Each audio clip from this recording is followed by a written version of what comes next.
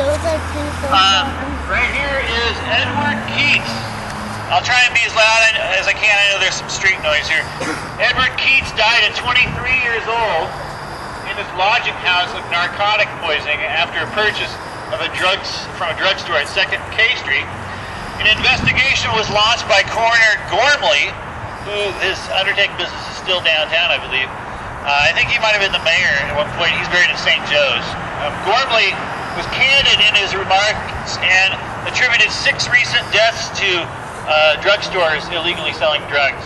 So he went down to the drugstore and asked the guy to take off the register of where you're supposed to sign the names and what drugs people took were prescribed, and he had to shake the dust off of it. So he said, "Okay, you don't use that much, use it very much." And he said, "No, if I don't have time. There's so many dope fiends in here. I don't have time to write everything down." Basically, he didn't repeat that in court. He had a failure of memory when they put him on the stand. He couldn't remember giving him the drugs.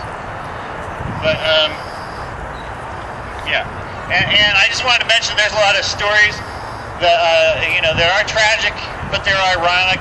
And if we laugh at these stories, we're not laughing at the people, we're laughing at the human condition.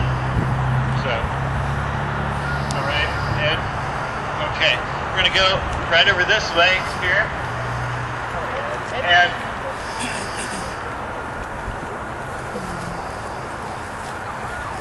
I want to draw your attention to this spot right here. Shoot, I think I left my coffee back in the Army of the Republic. This spot right here with these trees in it. We'll wait for everybody to kind of get in closer.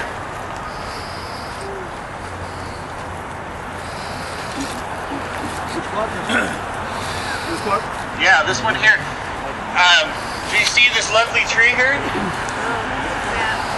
This is not a real tree. This is a monument. This is a headstone that looks like a tree stump.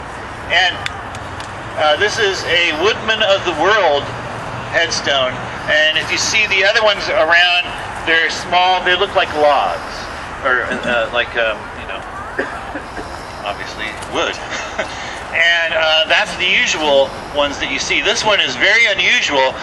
I've seen one that's a little bigger in the Stockton Rural Cemetery, but otherwise this is, like one of the finest examples and biggest ones of a Woodman of the World monument that I've seen, and we don't get to this edge of the cemetery very often, so I want to point that out.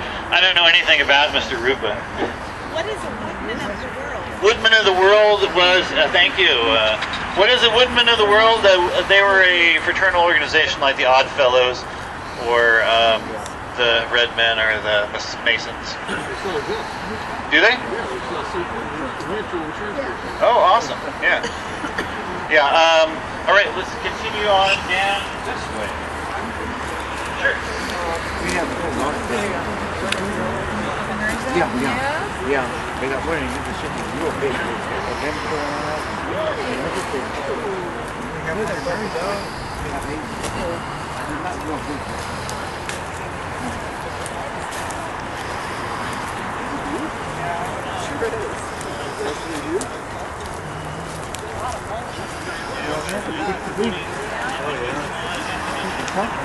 Have anything to do with drugs, but I want to mention it because we never get out here. This is Fred Gluick. Fred Gluick was a bar owner. He owned a saloon way out the edge of town, down on the Riverside Road. I think it's like Freeport, Franklin. There's some area out there, way out there. And there were two gentlemen that were out shooting practice shots out in the country. There are two beer heirs, Frank Rustaller Jr. and I think Andrew Shade, S-C-H-A-D-A. Shade was a co-owner of the Buffalo Brewery conglomerate. He was one of the owners, and Rustaller, of course, was also. And they accidentally killed Frank Gluick. He had a couple of kids and a wife. She sued Shade for $50,000. And Shade put her off for years and years, I think 3-5 years. Made it drag through the courts, at one point claiming he didn't have any money. And eventually she settled for $3,000. Wow.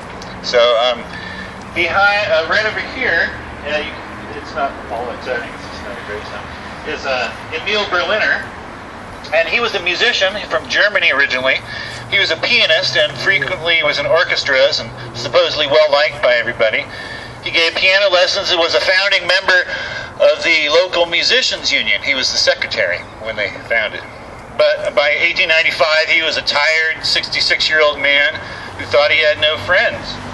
He ran a small store on J Street and ran for the office of secretary of the musicians unions again and wasn't elected.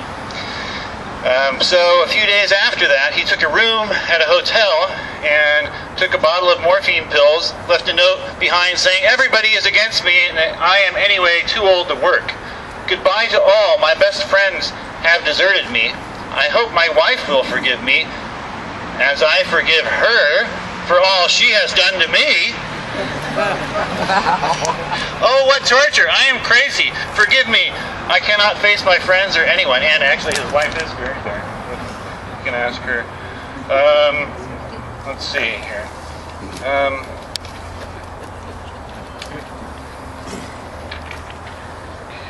you do me a favor? Pass this over in that direction, and then here. And this area has a weird kind of concentration of overdoses, but this whole cemetery does. We're on the way here. We passed several overdoses, some pharmacists, some druggists, lots of things that we couldn't cram into this tour. And I'm probably going to have to cut some other things because this tour seems like it's running long. If you have to leave at any time, go ahead. This tour is scheduled for an hour and a half to 2 hours. So if you have to leave, we're not offended. But you'll miss the best part.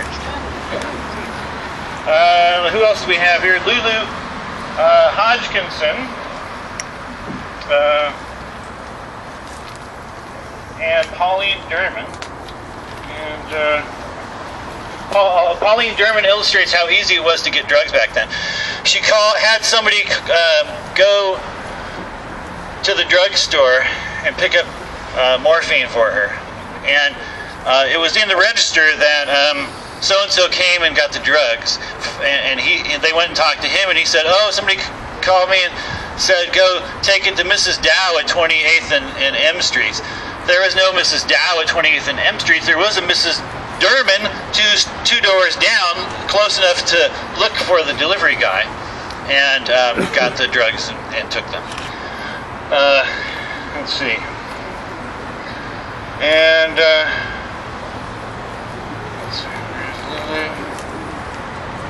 okay, we're going to continue this way and get out of this